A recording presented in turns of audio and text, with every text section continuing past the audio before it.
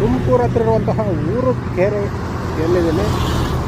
ಇದು NH-48.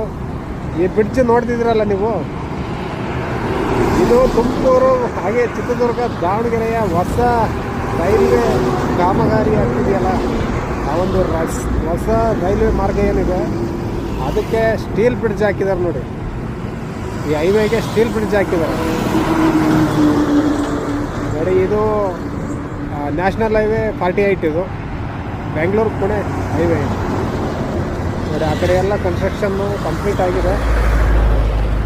ಬೇರೆ ಎಲ್ಲ ಜಲ್ಲಿ ಹಾಕಿದ್ದಾರೆ. ಮೇ ಬಿ ಅಲ್ಲಿ ಎಲ್ಲ ಕೂಡ ಹಳಿ ಎಲ್ಲ ಹಾಕಿದ್ದಾರೆ ಅನಿಸುತ್ತೆ. ಬಟ್ ಅಲ್ಲಿ ಹೋಗೋಕ್ಕಾಗ್ತಿಲ್ಲ ಇವಾಗ, ಇಲ್ಲೇ ಹೋಗ್ತಿದ್ದೆ ನಾನು.